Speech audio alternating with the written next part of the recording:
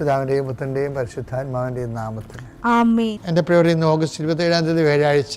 അമ്മേ പരിശുദ്ധ അമ്മേ, അമ്മേ പരിശുദ്ധമേ, ദൈവമാതാവേ, കൃപാസനത്തിലൂടെ ഞങ്ങൾക്കും ഞങ്ങളുടെ ദേശത്തിനും അമ്മ മധ്യസ്ഥം തേടി തന്ന എല്ലാ അനുഗ്രഹങ്ങൾക്കും കൃപകൾക്കും ഞങ്ങളിപ്പോൾ ഹൃദയം നിറഞ്ഞ നന്ദി പറയുന്നു. അമ്മേ പരിശുദ്ധമേ, ദൈവമാതാവേ, 2004 ഡിസംബർ 7 ഉച്ചകഴിഞ്ഞ് 2:30 കൃപാസനത്തിൽ സംഭവിച്ച അമ്മയുടെ പ്രത്യക്ഷപ്പെടലിനെക്കുറിച്ച് തിരുസഭയ്ക്ക് സമർപ്പിച്ചിരിക്കുന്ന പഠനരേഖകളുടെ മേൽ സഭാത്മകമായ പഠനം ആരംഭിക്കുവാൻ ഞങ്ങൾ പ്രാർത്ഥിക്കുന്നു. അമ്മേ പരിശുദ്ധമേ, ഭൂസ്വർലോകങ്ങളുടെ രാജ്ഞിയായ അങ്ങേയ്ക്ക് ഭൗമസംരക്ഷണത്തിനായി പ്രപഞ്ചപ്രകൃതിയെ തന്നെ തിരുസഭ പ്രതിഷ്ഠിക്കുവാൻ ഈ പ്രത്യക്ഷീകരണം വഴി ഇടയാക്കണമേ. പരിശുദ്ധമേ, ജപമാല മാതാവേ, സകല കൃപാസനം പ്രാർത്ഥനയോടും ചേർത്ത് ഞങ്ങളിപ്പോൾ പ്രാർത്ഥിക്കുന്ന ഈ കുടുംബത്തിന്റെ പ്രത്യേക നിയോഗം പറ മക്കളെ.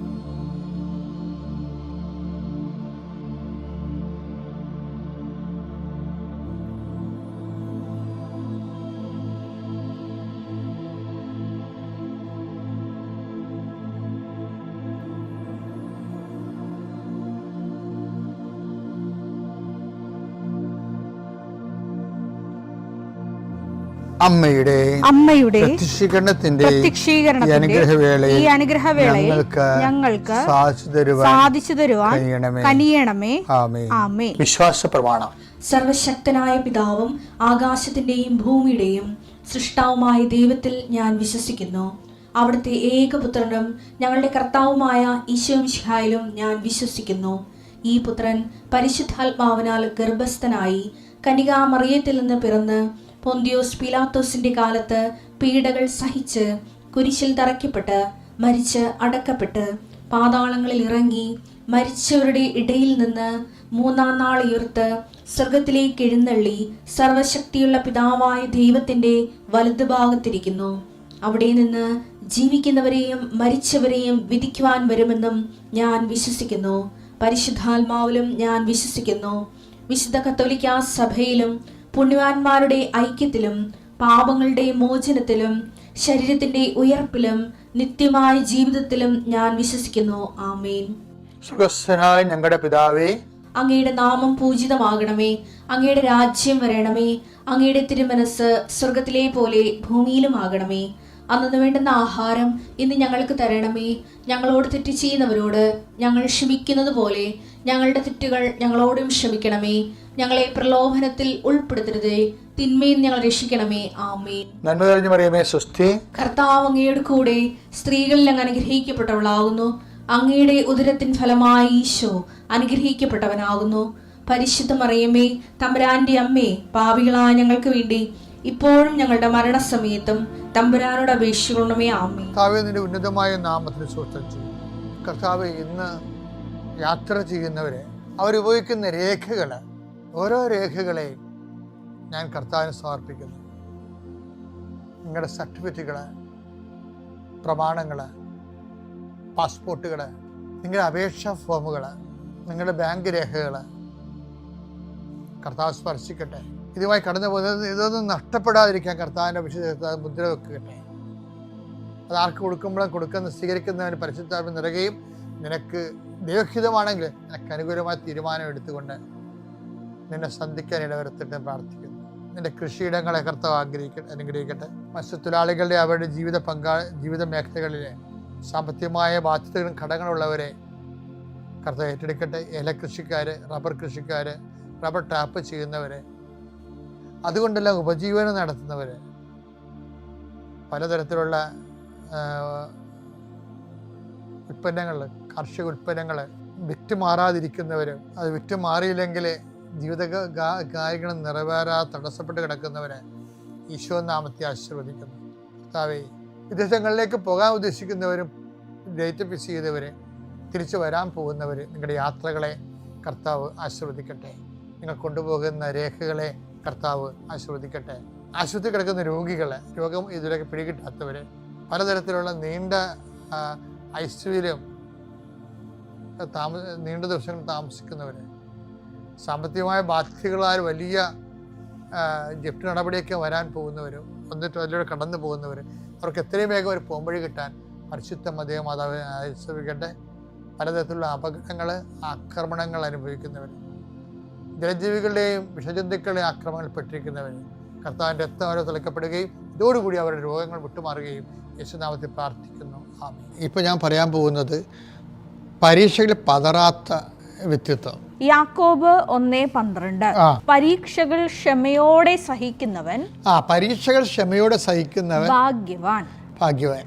എന്തെന്നാൽ അവൻ പരീക്ഷകളെ അതിജീവിച്ച് കഴിയുമ്പോൾ തന്നെ സ്നേഹിക്കുന്നവർക്ക് ദൈവം വാഗ്ദാനം ചെയ്തിരിക്കുന്ന ജീവന്റെ കിരീടം അവന് ലഭിക്കും. എന്തൊരു സംഭവം, നിത്യതയാണേ എൻ്റെ മക്കളെ. അപ്പം നിങ്ങൾ ഓർക്ക് ഈ പരീക്ഷകളെ എങ്ങനെ അതിജീവിക്കുമെന്ന്.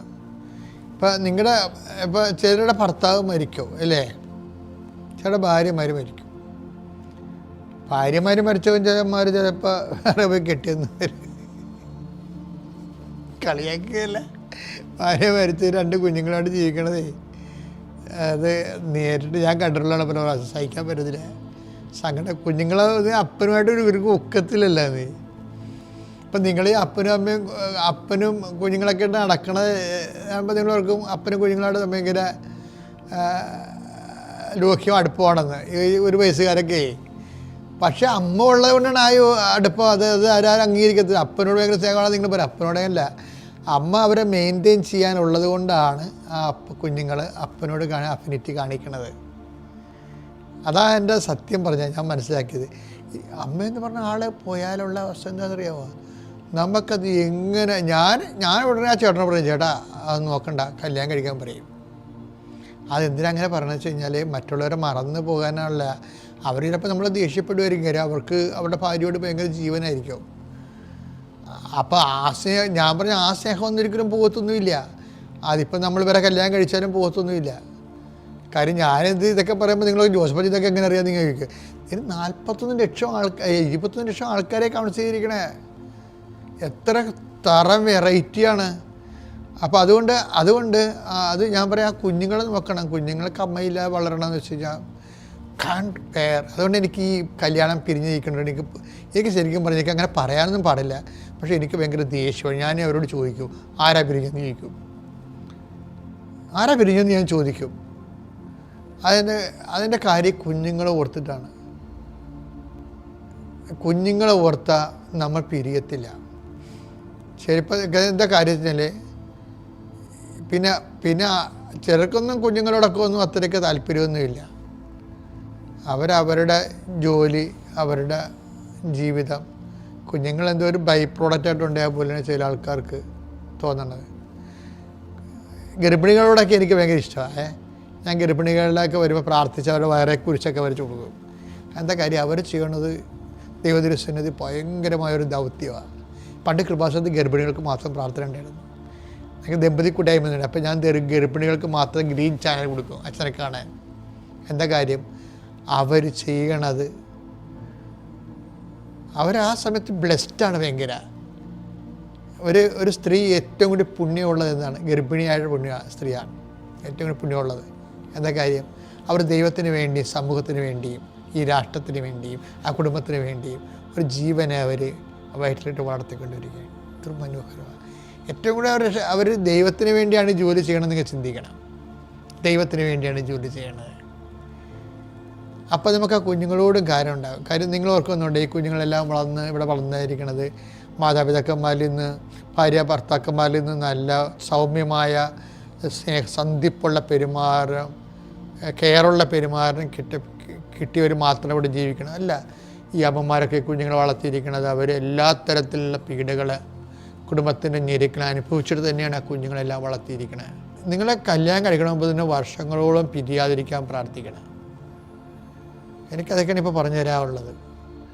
കല്യാണം കഴിക്കണം മുമ്പ് തന്നെ 15 വയസ്സിൽ തന്നെ 15 വയസ്സാകുമ്പോൾ തന്നെ കർത്താവ് ജീവിത പങ്കാളിയായിട്ട് പിരിയാതിരിക്കാൻ ഇടയാക്കണമെന്ന് പ്രാർത്ഥിക്കണം. നമ്മൾ ഈ പ്രീക്കാന കോഴ്സൊക്കെ ഉണ്ടല്ലോ, കേൾക്കുമ്പോൾ ചിരി വരും. ഇത് പ്രീക്കാന കോഴ്സിലൊക്കെ അവിടെ പഠിച്ച് ചില പ്രീക്കാന കോഴ്സിലൊക്കെ ഈ ശാരീരിക ബന്ധം വലിയ ആനക്കാരിയോട് പഠിപ്പിക്കണം. ഞാൻ അങ്ങനെയൊക്കെ ഉണ്ടായിരുന്നത്. എന്നിട്ട് ഇവരെന്നോട് പറയും, ഇതെന്ത് ക്ലാസ് വെച്ചാൽ ഇത് പഠിക്കാൻ എവിടെ വന്നെന്ന് ചോദിക്കും. അതിനകത്ത് കുറച്ച് കാര്യങ്ങൾ അറിയേണ്ടതുണ്ട് നമുക്ക്. ഇന്നൊക്കെ ഈ കോൺട്രാസെപ്ഷൻസ് ഒന്നും ഉപയോഗിക്കാൻ പാടില്ലല്ലോ. അപ്പോൾ അതിൻ്റെ ആ കാലങ്ങൾ എന്ത് ചെയ്യണമെന്ന് സഭ പറഞ്ഞു കൊടുക്കാൻ ബാധ്യസ്ഥമാണ്. അല്ലാതെ മറ്റു കാര്യങ്ങളെന്നൊക്കെ പറഞ്ഞു വെച്ച് കഴിഞ്ഞാൽ അത് ഡോക്ടേഴ്സ് പറയേണ്ട കാര്യങ്ങൾ, അവർ ഡോക്ടേഴ്സ് തന്നെ പറയണം. പക്ഷേ ഇതല്ലല്ലോ പ്രീക്കാന കോഴ്സ്. പ്രീക്കാന കോഴ്സ് എന്ന് പറയുന്നത് ആദ്യമേ നിങ്ങൾ പ്രീക്കാന കോഴ്സ് വീട്ടിൽ തുടങ്ങണം. 16 വയസ്സാകുമ്പോൾ തന്നെ കർത്താവേ 25 വയസ്സിൽ കല്യാണം കഴിച്ചാലും ഇനി 10 കൊല്ലം കൊണ്ട് പിരിയാതിരിക്കാൻ ഇടയാക്കണേ കർത്താവ്. പിരിയാതെ ജീവിക്കണമല്ലോ മക്കളെ, അത് തന്നെ നമ്മളെ വിശുദ്ധീകരിക്കും. പിരിയാതെ ജീവിക്കണത് തന്നെ. ഇനിയിപ്പോൾ ജോസഫ് ഇങ്ങനെ പറഞ്ഞ് ഞങ്ങൾ പിരിഞ്ഞിട്ട് കെട്ടിയ ആൾക്കാരല്ലേ. പിരിഞ്ഞിട്ട് കെട്ടിയവർ കെട്ടിയ പോലെ തന്നെ നിങ്ങളാവുള്ള ഇനി നിങ്ങൾ പിരിയാതിരിക്കാൻ നോക്കണം. ഇതിൽ എന്താ പ്രശ്നം വെച്ച് കഴിഞ്ഞാൽ നമുക്ക് എല്ലാവരുമായിട്ട് പൊരുത്തപ്പെട്ട് ഇപ്പം ഞങ്ങൾ തന്നെ ഈ ജീവിതമായിട്ട് പൊരുത്തപ്പെട്ടത് എത്രയോ വർഷം കഴിഞ്ഞിട്ടാണ്. നിങ്ങൾക്ക് തന്നെയാണ് കൊച്ചന്മാരൊന്നും ചിറക്ക് പിടിക്കത്തില്ലല്ല. വികാരച്ചമ്മൻ ജനിച്ചാൽ മതി പിന്നെ കൊച്ചന്മാർ എന്തുമാത്രം ആൾക്കാരെ ചിലരൊക്കെ അവോയ്ഡ് ചെയ്യുന്നു. അത് ഞങ്ങളുടെ കാലത്ത് ഞാൻ അവിടെയൊക്കെ അനുഭവിച്ചതാണ്. ഞാൻ പള്ളിമേടയിൽ ഇരിക്കുമ്പോൾ, കാട്ടുപള്ളിയിൽ ഇരിക്കുമ്പോൾ ആൾക്കാർ എല്ലാവരും വലിയ ഈ മുതലാളിമാരുടെ വീട്ടിലൊക്കെ വെഞ്ചരിക്കാൻ പോകുന്നത് ആരാണ്? അവർ ഓട്ടോറിക്ഷയും കൊണ്ടൊന്നും വികാരച്ചയും കൊണ്ടേ പോകത്തുള്ളൂ. എന്നെ തിരിഞ്ഞു നോക്കത്തില്ല. അതല്ല. അപ്പം ഞാൻ ഓർക്കും ഇങ്ങനെ ഇരിക്കുമോ ഇങ്ങനെ കേൾക്കുമോ. അങ്ങനെയല്ല. അത് അങ്ങനെയൊക്കെ ഒരു അവോയ്ഡിൻ്റെ കാലമൊക്കെ ഉണ്ടാവും. നമ്മളിങ്ങനെ കുറേ കാലങ്ങളെല്ലാം കണ്ടെങ്കിൽ കേട്ടും മനസ്സിലാക്കി ഒതുങ്ങി ഒക്കെയാണ്. ഞാൻ കാട്ടുപള്ളി ഇരിക്കുമ്പോൾ തന്നെ രാത്രി പനി വന്നിട്ട് ഞാൻ അവിടെ തന്നെ ആശുപത്രി ഉണ്ട്. ആശുപത്രിയിൽ പോയി അവരെനിക്കൊരു ഗുളിക തന്ന് ഞാൻ കഴിച്ചു. എൻ്റെ അമ്മത്ത് ഞാൻ മുറി വന്നിട്ട് ശരീരം മുഴുവൻ തടിച്ച്, ചുണ്ടൊക്കെ തടിച്ച്, മാന്തി പറിച്ച് അവസാനം നിരങ്ങിയ ഒന്നാണ് രീതിയിൽ പോയി വെള്ളം ചൂടാക്കി കുളിച്ച്. അത്രയും കഷ്ടപ്പെട്ടു പോയി. എന്നുവെച്ചാൽ സൾഫായെന്നും പറഞ്ഞ് ഗുളിക കഴിച്ചാണ്. പൊട്ടിപ്പോയി എല്ലായിടത്തും. അപ്പം എന്നിട്ട് ഈ ആശുപത്രിയിൽ പോയത് തന്നെ, ആ ഗുളിക മേടിക്കാൻ പോയത് തന്നെ ആരും ഇല്ല. രാത്രി 2 മണിക്കാണ് 1 മണിക്കൊക്കെ പോണത്. അപ്പോഴിങ്ങനെ പനി പിടിച്ച് തൂങ്ങിയാണ് പോണത്. അപ്പോൾ അച്ഛനൊക്കെ ജീവിക്കുമ്പോൾ ഇതുപോലെയൊക്കെ ഞങ്ങൾ ഈ ജീവിതമായിട്ട് പൊരുത്തപ്പെടാൻ കുറേ പാടുപെട്ടിട്ടുണ്ട്. അതുപോലെ നിങ്ങളും നിങ്ങളുടെ കുടുംബജീവിതമായിട്ട് പൊരുത്തപ്പെടാൻ കുറേ പാടുപെടും. പക്ഷേ നിങ്ങളൊരു കാര്യം ഓർക്കണം, ഞാൻ ഈ പൊരുത്തപ്പെടാനെടുത്ത സമയമാണ് കർത്താവിൻ്റെ ഗ്രേസ് തന്ന് വളർത്തിയ സമയം. നിങ്ങൾ നിങ്ങളുടെ ജീവിത പങ്കാളികളോട് പൊരുത്തപ്പെടുവാനും കുഞ്ഞുങ്ങളെ വളർത്താനും, ഇനി ഓട്ടിസം കുഞ്ഞുണ്ടെങ്കിൽ അതിനെ ക്ഷമയോട് കൈകാര്യം ചെയ്ത് വളർത്താനും. ഓട്ടിസം കുഞ്ഞുണ്ടെങ്കിൽ നമ്മൾ രക്ഷപ്പെടും.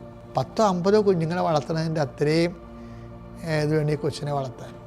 അപ്പോൾ അത് കർത്താവിൻ്റെ നാമത്തിൽ നിങ്ങൾ ഒരു ദിവസം വളർത്തിയാൽ മതി. ബാക്കിയുള്ള ദിവസം നിങ്ങൾ സഹിച്ചോ.